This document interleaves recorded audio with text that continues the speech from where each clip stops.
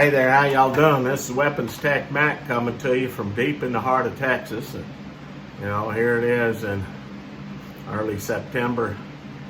And in Texas in early September, it's hot. So I'm out here in the garage trying to do a video. I think it's close to 100 degrees, but that's the way it is. We love it hot, humid, beautiful. Anyway, tonight I've got a pistol that I just over the years heard about, a whole bunch about, never shot it, never had one, and then picked one up at local pawn shop, and that is a Sig P220. So let's go ahead and verify this guy's nothing to it. So nothing in this feller. So this P220, this is an older guy. Picked this up at a local pawn shop, an old top loan. Any of you folks over in the Killeen, Harker Heights area, check Top Loan. They'll fix you up. Oh, Gary and Frank over there. But this Sig, let's kind of bring it in a little closer here. I'm going to call it a project gun. You look at it pretty closely at the frame, which is an alloy frame. I think it's aluminum. Got a few chips on it. The slide is nice. So I think I'm going to pimp this thing up a little bit, if you want to call it that. Give it some FDE. Play around with the grips, we'll see. But this thing's a battle tank, I'll tell you. This thing's a tank. Took it out to the range, you'll see. This will kind of be my introductory to this, to y'all, to me. This old Sig P220. The serial number takes it from about 2008, so this thing's about 13 years old. Took it out. Of course, when I first got it, I took it apart, make sure everything is copacetic, that it'd shoot, and it looked good. And took it out the range, and this is a soft shooting 45. I'll tell you, I could see how many people fall in love with this thing. Extremely accurate, very soft shooter. So we'll kind of take a look at this thing. Of course, this particular thing is a hammer fired pistol, and does have a decocker here, and it is double action, single action. So your first draw from this thing is say double action, you draw it and shoot. Of course, that cycles the slide, and then your hammer's back, and then you have it in single action. And it's just a nice trigger. I mean, it's not a 1911, but it's still a nice trigger. But the thing is, this thing is a soft shooter, and weight-wise, it's not that bad. I'll go into the particulars of this thing, but let's kind of do a around the body look, body fender look at this thing. I don't know who had it before me. They shined up these screws for the grips, and they tried to, you know, like I said, this thing's probably had several thousand rounds through it.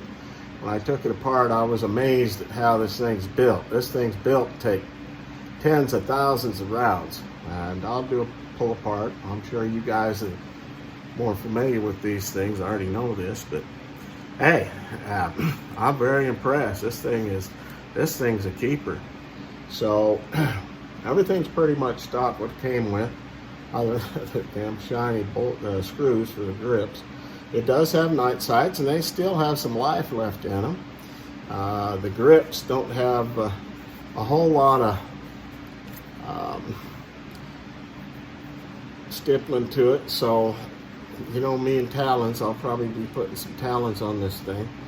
I know there's a lot of aftermarket grips for this, but I think I'm just trying to keep it the way it is. I'll paint the frame and the grips FDE, leave the slide black, and then maybe put some black talons on here, and that'd make it look nice. But you know, it's got good rear serrations to pull the slide back. Okay, slide stop doesn't stick out very far. Slide stop and decocking are only on the left side, nothing on the right. you have that takedown lever also here on the left side. The magazine release, left side, looks like it can be changed to the right side if you want to change it. It's not too bad. Releases those magazines real quick and easy. It's not, well, I don't have the biggest hands, so I'm going to have to kind of work around to get to that magazine release. It'll be a little more tough for me to get around to it. But that's kind of the life of the medium small hands. Of course, this is a big beefy gun. Now it is a single stack, 8-round magazine, 45 ACP. So with it being single stack, it does have a good grip to it. It does have a rail. So 2008, 2007, I'm not sure exactly when they started adding the rail to these. So when I started reading the history of this thing, crap, this is designed in 1975. So this design has been around for a while. I'll get into a little more nuts and bolts in the history of it. You know how I do that.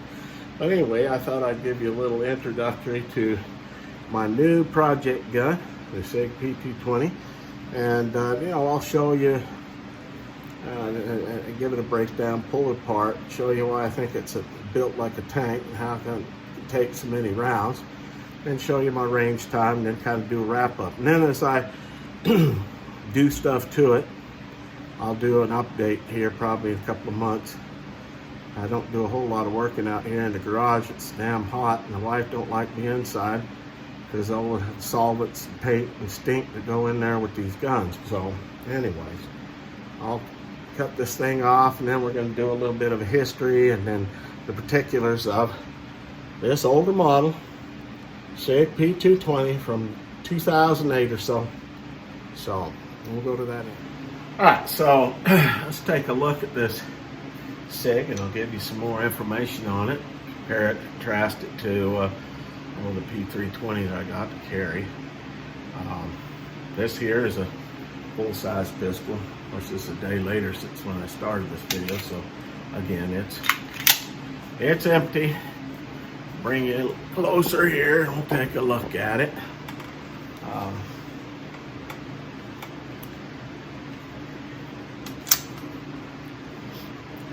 So let's give you the sight picture. I didn't really show you that yesterday. Those 3-dot night sights. And even though this is 2008, those sights are still pretty good. One thing I did find out is they added the Picatinny rail to the 220 in 2007. So this is just a year or so later. Anyway, that's going to be my project gun. We're going to see about pimping it up a little bit, making it interesting. I was surprised when I started looking up how much even one of these is going for. I picked this up for a little over $645, something like that. These are pushing $1,000 now. I'm sure you can find them for maybe $800, but damn. Like I said, this is a soft shooter. It's an extremely accurate shooter. And so anyway, I'll pull you down, make you a little closer up to it. And then we'll pull her down. You can see inside why I call it look like a tank. And we'll go to that point. All right, so here she is, a Sig P220, 45 ACP. It's 1.5 inches wide. Like I said, it's a single stack, 8+1. The height is 5.5 inches. The barrel length is 4.5 inches. Overall length is 7, and a little over 7.5 inches long. It is a hammer-fired pistol, double action, single action pistol, and capacity is 8+1. This particular one comes with 3 magazines. The frame obviously is black. This is a composite frame, titanium steel slide.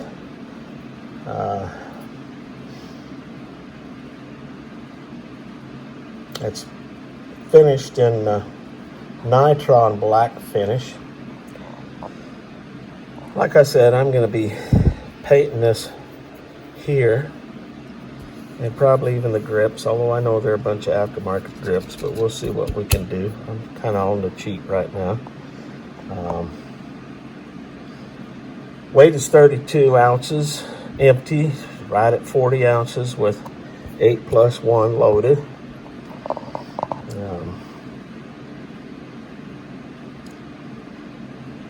Sight radius is 6 inches, 6.3 inches.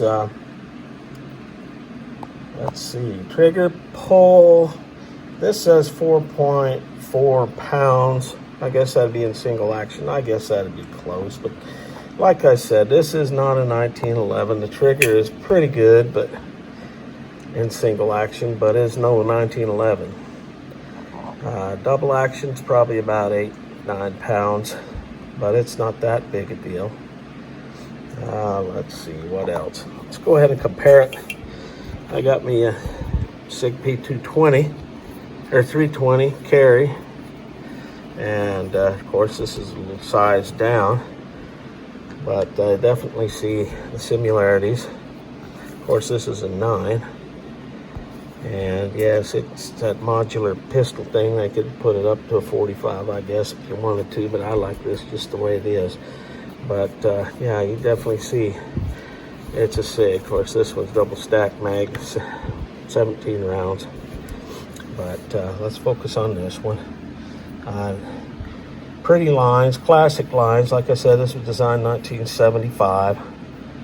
I'm not going to really get into the history of the thing, but you can kind of see how it developed from there. Browning had some play in the development of it, or at least a part to it. And you know, there's no manual safety per se. And it's got your slide stop and your decocker and your takedown lever. Now what I'm going to do is I'm going to take this thing down and show you why I think it's built like a tank, and then show you some range time and wrap it up. Alright, so we're a little bit warm out here in Texas in September, but it is what it is. So go ahead and do a little quick takedown of this thing. Make sure it's empty. So we're going to pull her back, and we're going to use this takedown lever. Just bring it forward, and there it is. All right, I cleaned this up not too long ago, but I mean, look at that, all the length, metal rail all the way down. This thing, I have no clue how many rounds this thing's had through it. It's had a bunch, but I mean, wear is real nice. I mean, you just take this, the spring, I guess you can pull it off there. That's not captured, and get the barrel out, and there you go. You see there's a little bit of wear up inside there, but it's not too bad. Barrel shows a little bit of wear, but inside it's real nice. And of course, put it back together again. Pretty simple deal. Just remember, it's all the way to the front. Old shaky man now, shit. Back, and there it is. All together. Gotta love it. Simplicity, pretty gun, soft shooter. So there it is. Okay, so we have an old Sig P220 that I've gotten used.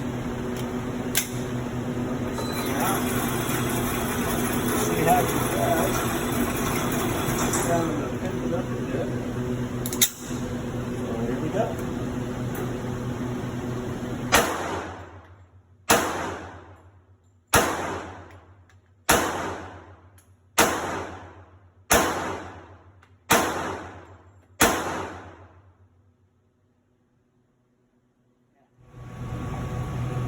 Alright, so the old Sig did pretty good. Not bad at all. I get used to the sight picture and it'd be better.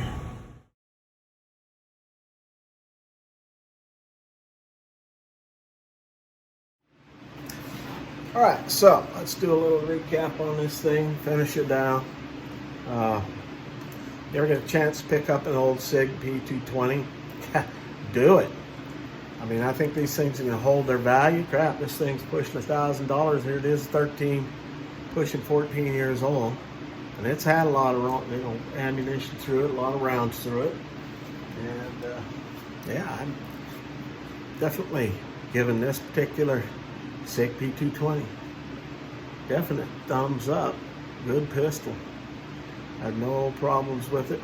Now what I'm going to do is I'll do an update when I get done doing what I'm going to do to it. At least I guess I will. And we'll show you what the final product looked like.